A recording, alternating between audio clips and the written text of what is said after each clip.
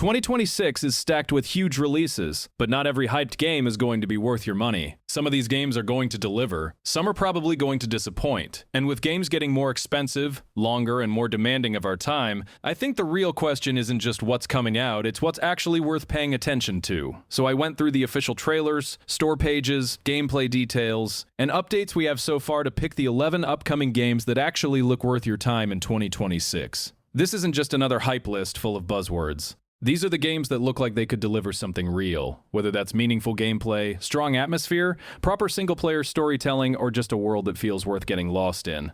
And to be clear, this isn't a strict worst to best ranking, but the first few are the ones I personally think deserve the most attention right now. I'm Velox. And let's talk about the 2026 games that actually look worthy. If you want real psychological horror in 2026, Silent Hill Townfall is one of the most interesting games to watch. This is developed by Screenburn, formerly known as No Code, and co-published by Annapurna Interactive and Konami. And what makes it exciting is that it doesn't look like it's trying to be just another action-heavy horror game. Townfall is experienced in first person, and from what's been shown, it leans heavily into mystery, dread, exploration, evasion, survival, and this strange analog horror style. There's a CRTV pocket television, unstable signals, cryptic imagery, and that classic Silent Hill feeling where the horror isn't just in the monsters, it's in the guilt, the confusion, and the things people try to bury.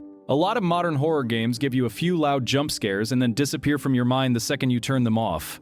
Townfall looks different. It looks like the kind of horror that lingers. The kind that doesn't just make you react, it makes you think. If it delivers on that atmosphere, this could be one of the most important horror games of 2026.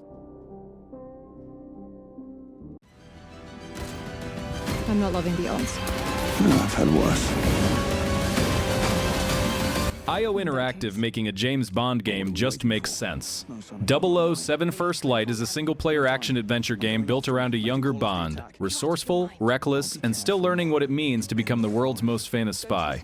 And that's the exciting part. This isn't just Bond with a gun. IO has already proven with Hitman that they understand infiltration, freedom, disguises, planning and letting the player approach a situation in different ways. That design philosophy fits James Bond perfectly. From what's been shown, First Light is mixing stealth gadgets, cinematic action, driving, and spy movie set pieces. And because it's an original Bond origin story, IO doesn't have to just recreate a movie, they can build their own version of Bond from the ground up. Bond games have had a rough history. Some are iconic, but a lot of them turned into forgettable shooters. This one feels different because the studio behind it actually understands what makes espionage fun. If you loved the creativity of Hitman and always wanted that same freedom wrapped in a high-budget spy thriller, 007 First Light could be one of the biggest surprises of 2026.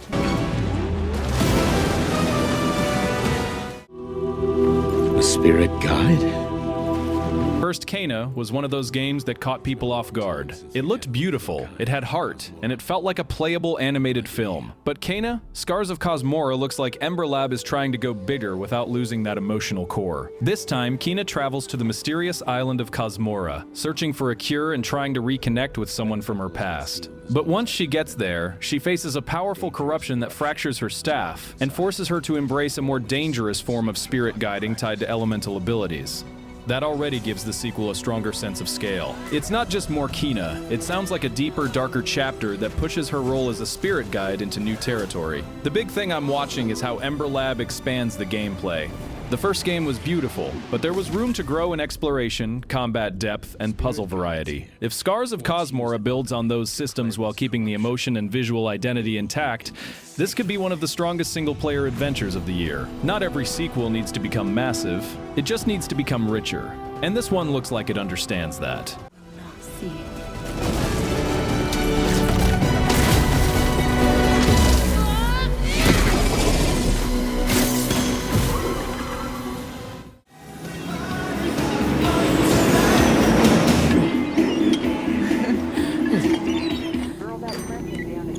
Let's be honest, Grand Theft Auto 6 is the giant in the room. Rockstar has officially set GTA 6 for November 19th, 2026. And whether you're excited, skeptical, or tired of hearing about it, this is the game the entire industry is watching. The setting is Leonida, with Vice City at the center, and the story follows Lucia and Jason. But with Rockstar, the real star is always the world itself. GTA 5 stayed relevant for over a decade because Los Santos didn't just feel like a map, it felt like a place people wanted to keep returning to. With GTA 6, the big question is how far Rockstar can push that idea now. The trailers already show a world full of detail, social energy, chaos, and personality. Beaches, streets, nightlife, social media culture, crime, weird Florida-style madness. It all looks like Rockstar is building a world that reacts to the time we're living in. Most open-world games promise immersion and then fall apart once you've seen the tricks. Rockstar usually doesn't. They build worlds that keep giving you stories even when you're not doing missions.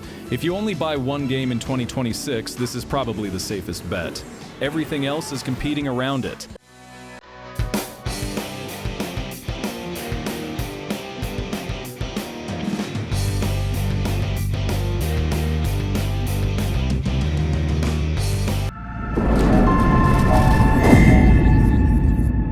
Status report. Looks like it. Directive 8020 might be the most interesting sci-fi horror game coming in 2026. Supermassive Games is taking the Dark Pictures anthology into deep space, and this time the setup is immediately strong. You're on a colony ship called the Cassiopeia, and the crew is being hunted by an alien organism capable of mimicking its prey. That one idea changes everything. Because now the horror isn't just what's in the shadows, it's who can you trust. Someone standing next to you might be human, or they might not be. And every choice matters because the game is built around survival, real-time threats, and deciding who deserves your trust when anyone could be an imposter. Supermassive games are at their best when they turn simple decisions into pressure. Directive 8020 has the perfect setup for that. The Thing meets Dead Space is an easy comparison, but if they really nail the paranoia, this could be one of their strongest projects yet. If you want horror that builds tension instead of just throwing monsters at you, keep this one on your radar. If you're still out there, you deserve the truth.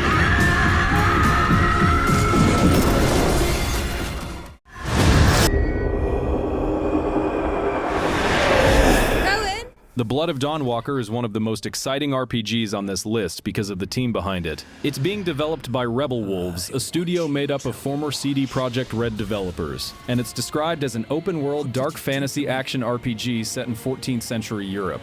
You play as Cohen, a young man who is human by day and vampire by night. That alone gives the game a strong identity. During the day, you're more vulnerable, more grounded, and more human. At night, the vampire side takes over, giving you supernatural power but also forcing you to deal with the consequences of what you're becoming. The story is personal too. You're fighting to save your family, and your choices shape what happens around you. The RPG genre needs more games where choices actually feel like they matter. Not just dialogue options pretending to be consequences, but real pressure. A world where time matters, power has a cost, and being strong doesn't mean being safe. If the Blood of Dawnwalker delivers on that promise, this could be a huge debut for Rebel Wolves. Fear in you is dormant during the day and awakens with nightfall. You're not the only one wanting to see Brent's turn to ash. We're in for a rough time. Follow me and do your best to survive.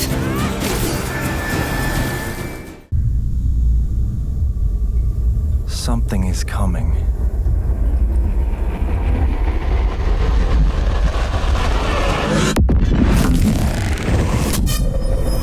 Control Resonant is Remedy going even deeper into the weird. This time, the game moves beyond the oldest house and into a warped version of Manhattan on the brink of paranatural annihilation.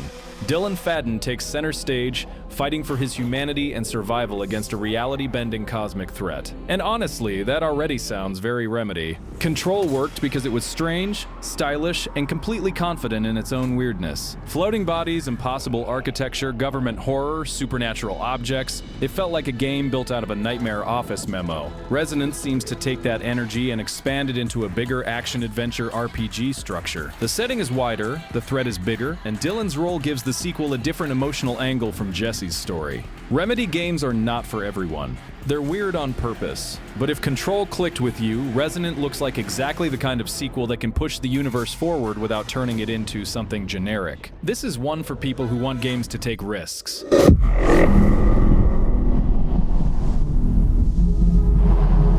For what would follow?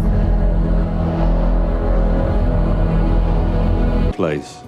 Because, who better to tell you all about them than... Fable is finally coming back, and honestly, I think gaming needs this kind of RPG again. Playground Games is building a new beginning for the series, and Xbox describes it as an open-world action RPG where choice shapes your journey, reputation matters, and fairy tale endings are not guaranteed.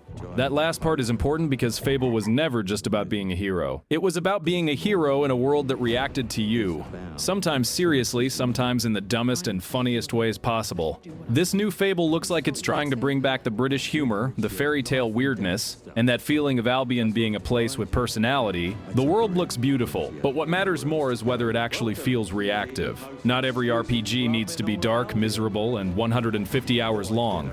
Sometimes you want an adventure with charm, something funny, magical, strange, and personal. If Playground can capture that Fable spirit while modernizing the systems around reputation and choice, this could be one of the most refreshing RPGs of 2026. The power.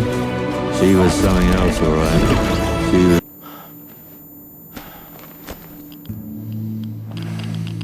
Metro 2039 is taking us back into the dark heart of post-apocalyptic Moscow. 4A Games is returning with a new protagonist known as the Stranger, a reclusive figure haunted by violent waking nightmares. And in the Metro, there is no real peace. A regime called Novareach rules through propaganda and fear, pushing people toward a new war for the surface. That setup already feels classic Metro. Oppressive, political, spiritual, and terrifying all at the same time. Metro has always stood apart from other shooters because it feels heavy. Every bullet matters. Every tunnel feels dangerous. Every breath through a gas mask feels like borrowed time. A lot of shooters are power fantasies. Metro is not. Metro makes you feel fragile. It makes the world feel hostile, and that's why it works. If Metro 2039 keeps that survival pressure while pushing the world forward, this could be one of the most atmospheric shooters of 2026.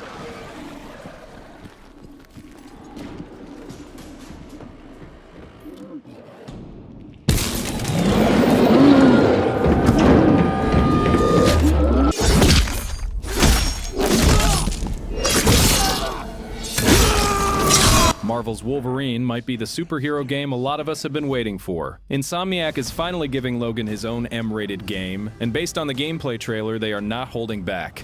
This is brutal, violent, close-quarters combat built around the fantasy of Wolverine as a living weapon. The trailer shows Logan tearing through enemies across different locations, from dark bars to harsh wilderness, and even facing off against Omega Red. It looks faster, bloodier, and more aggressive than most superhero games we've seen. And that matters because Wolverine shouldn't feel clean. He shouldn't feel safe. A proper Logan story needs rage, pain, violence, regret, and that feeling that he's barely holding himself together. Superhero games usually try to appeal to everyone. Wolverine shouldn't. This should be sharp, violent, personal, and a little ugly.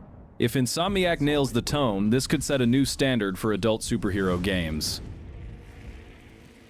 Just not for me. The life. I've seen your face before. Yous mates with them pirates down in Nassau. Shut your bloody gob or I'll fill it with shot, you hear me? Edward, is it?